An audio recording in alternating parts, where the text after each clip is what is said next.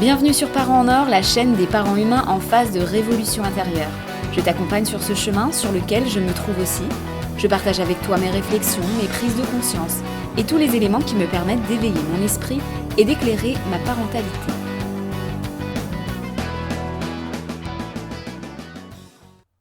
Salut, c'est Sandra, on se retrouve aujourd'hui pour parler de parentalité et j'aimerais aborder aujourd'hui certaines formes de violence indispensables mais tout aussi violentes.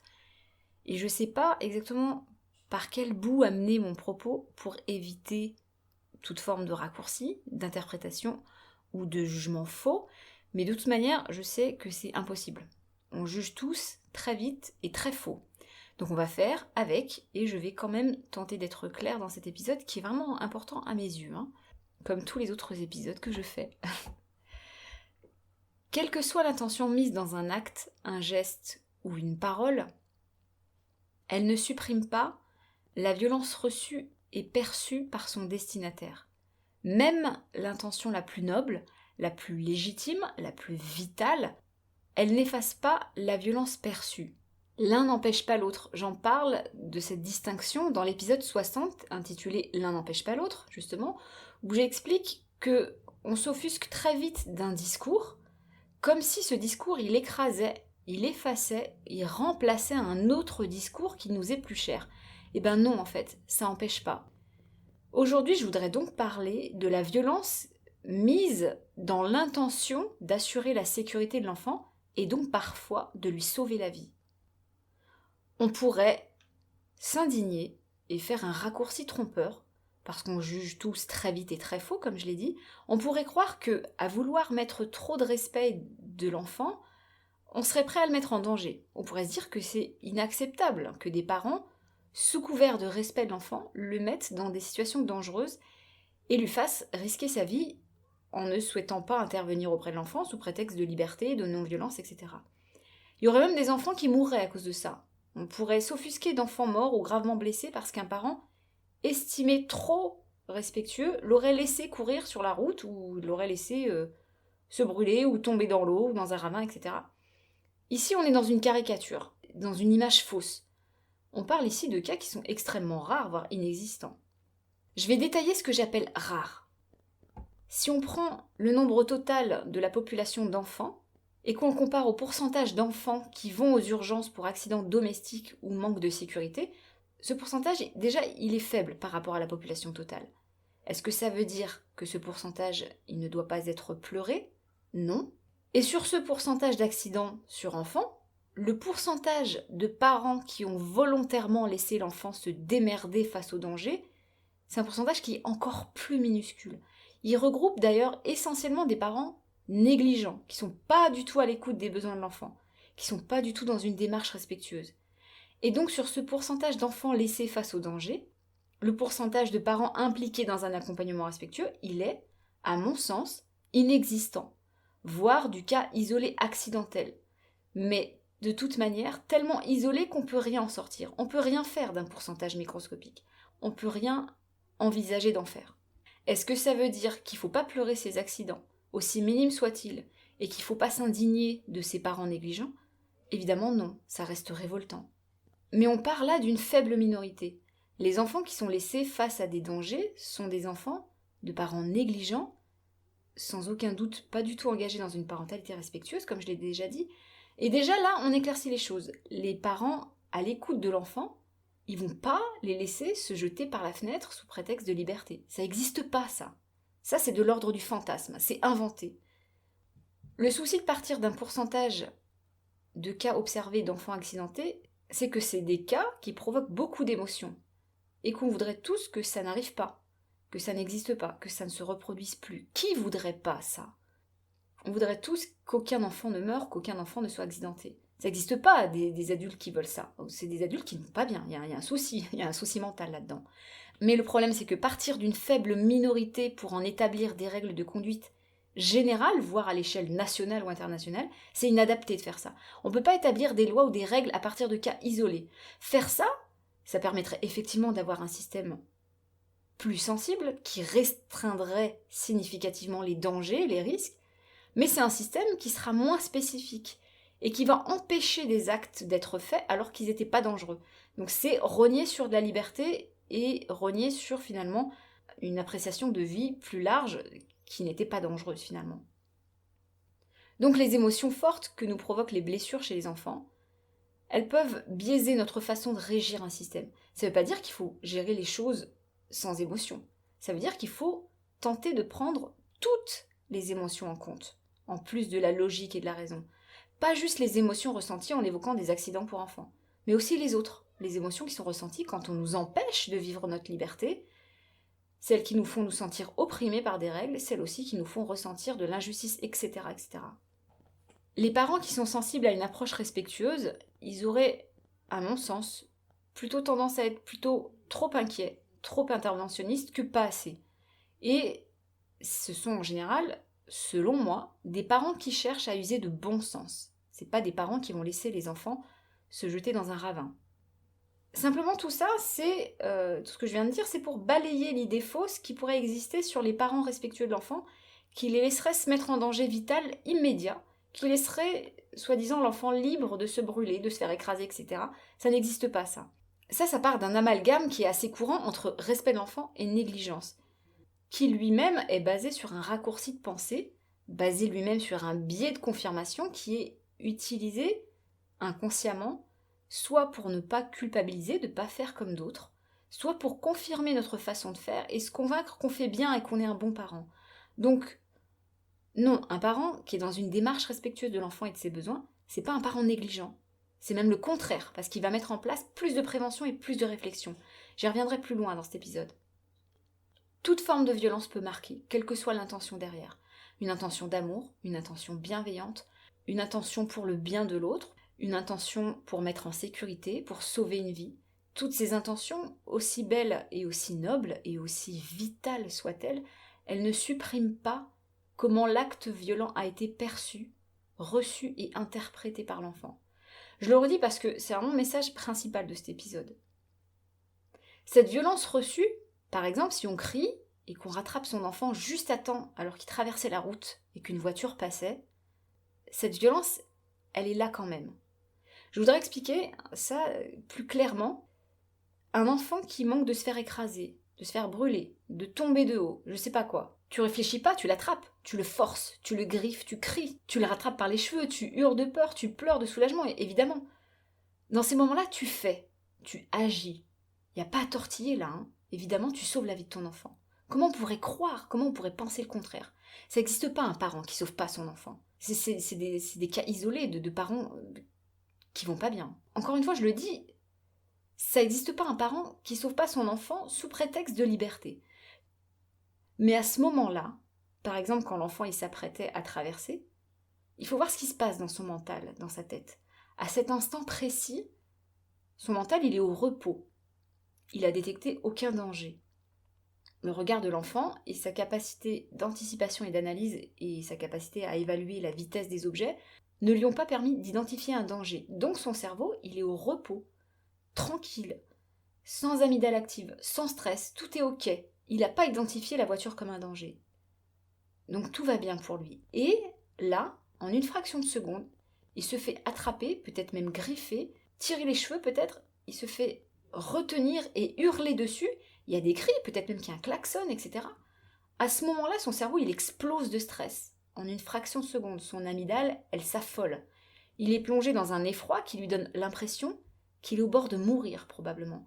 Tellement il est sidéré, noyé par une peur vive, puissante et soudaine. L'enfant, il a été écarté du danger, sa vie elle est sauve, tout va bien.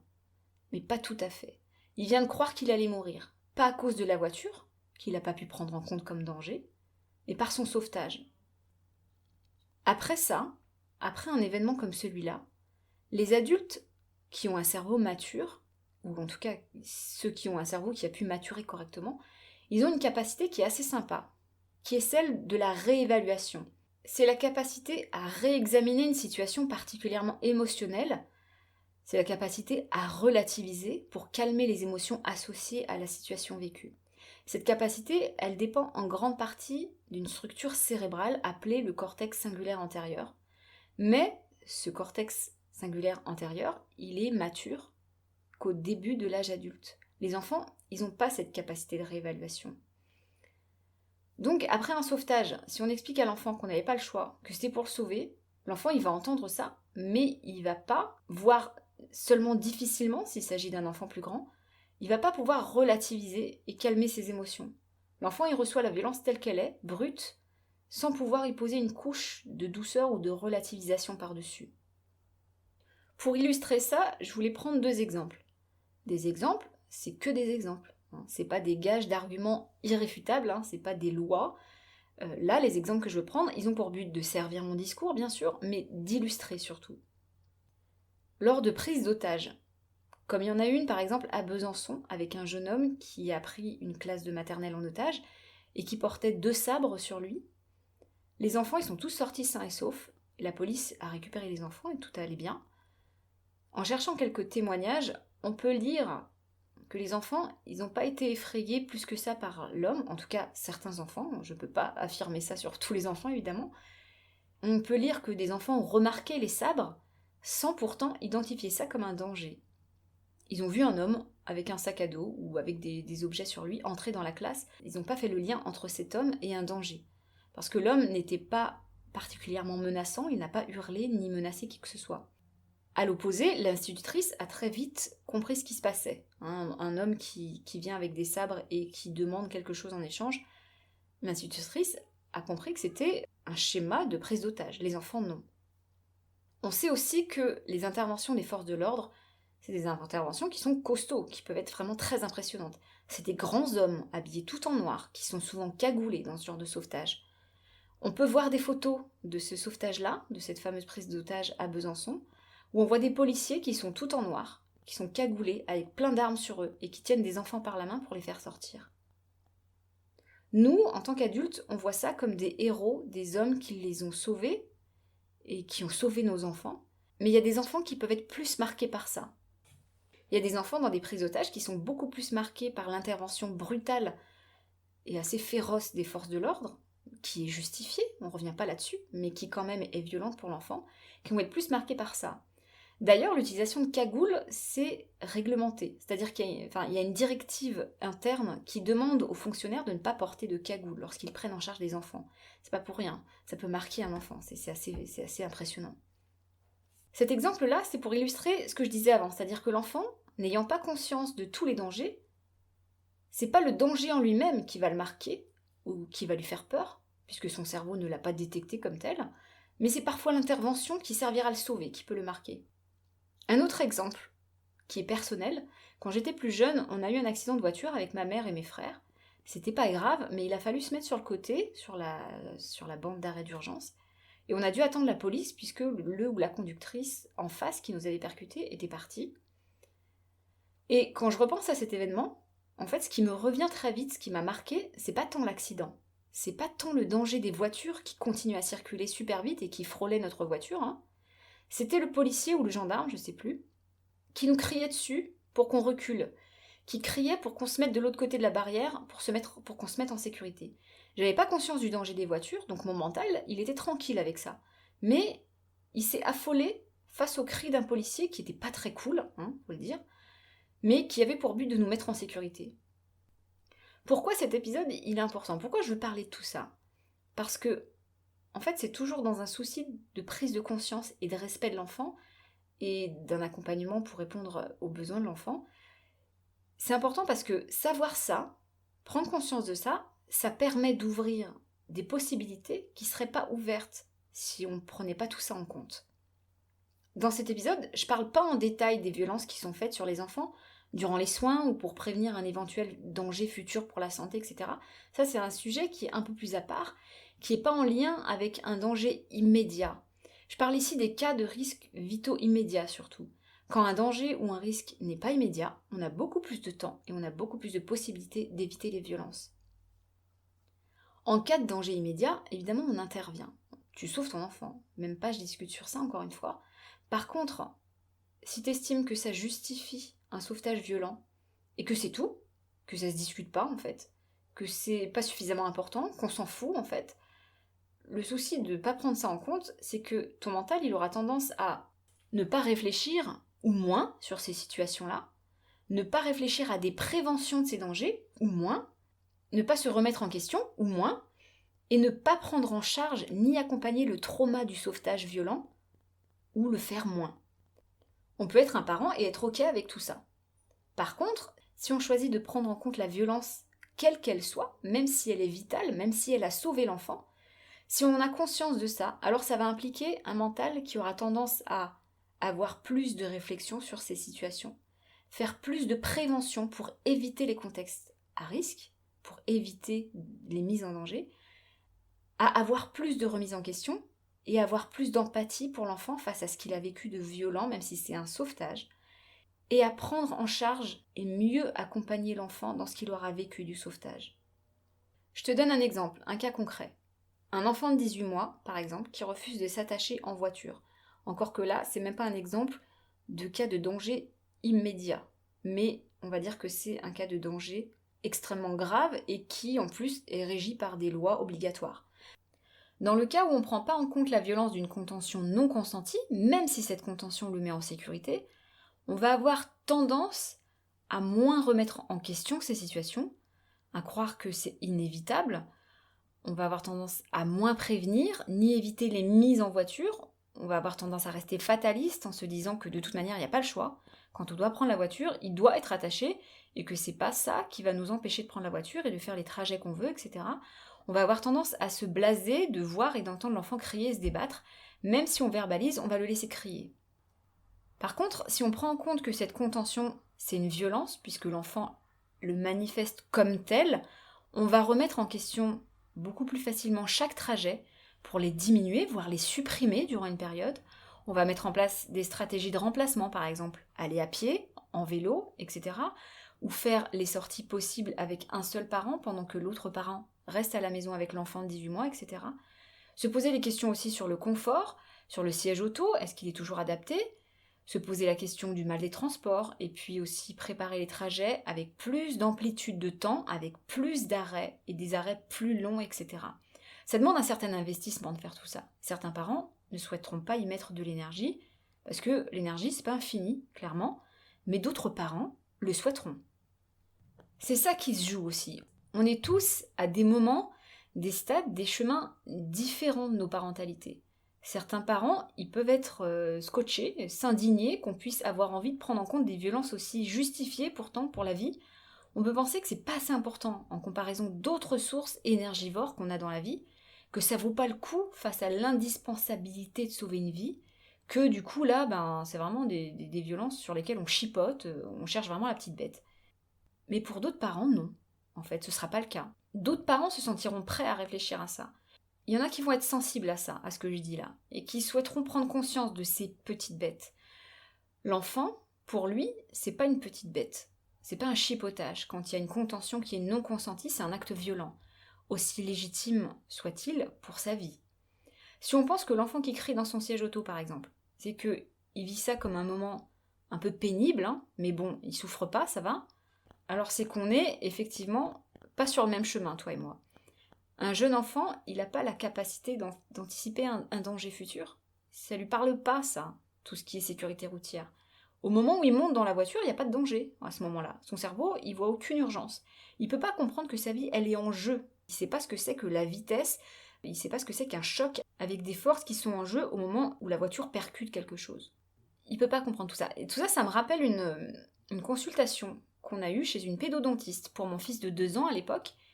Il s'était mis à crier sur le fauteuil de consultation, et ces mesdames, les dentistes et assistantes, l'ont maintenu, et elles ont eu le culot de dire qu'il en faisait des tonnes, et qu'en fait, il n'avait pas peur, qu'il allait très bien. Évidemment, j'ai arrêté la consultation immédiatement à ce moment-là. Moi, je trouve ça stupéfiant d'ignorance, surtout en tant que professionnel, soi-disant spécialiste de l'enfant, de dire des choses pareilles. Un enfant qui hurle, il fait pas semblant. Il a peur comme s'il allait crever. Si tu penses pas ça, alors c'est qu'on est relativement plutôt loin, toi et moi, de nos chemins parentaux. On a le droit de pas se sentir en accord avec ce que je dis là, sur ces violences indispensables lors d'un sauvetage. On a le droit, c'est pas grave, mais on a aussi le droit de se sentir en accord. Il y a des parents pour qui ça va parler ce que je dis. Et eux aussi, ils ont le droit de vouloir avancer à leur façon. L'un n'empêche pas l'autre. on avance et on laisse les autres avancer, même s'ils veulent aller ailleurs, ou s'ils sont plus rapides ou plus loin. On les laisse avancer sans avoir envie de les retenir par la manche. C'est comme ça que je me sens moi. J'avance sur mon chemin, je retiens personne. Mais par contre, je laisse personne me retenir par la manche, sous prétexte que la personne elle est derrière moi, ou alors elle est sur un autre chemin et elle veut pas que j'aille par là. Bon voilà. J'espère que j'aurai réussi à être suffisamment claire, ou en tout cas j'espère que j'aurai réussi à me faire comprendre de la manière dont je veux que vous compreniez ce que je dis.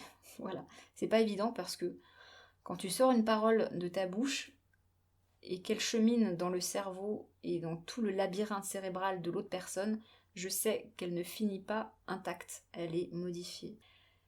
Bon voilà, je vais m'arrêter là. Je te laisse sur ça, je te souhaite une bonne journée ou une bonne soirée, je te dis à très vite, salut. Retrouve toutes les valeurs qui sont défendues par ce podcast dans la boutique jedennerie.com. Tu trouveras le lien en description de cet épisode et je te dis à très vite.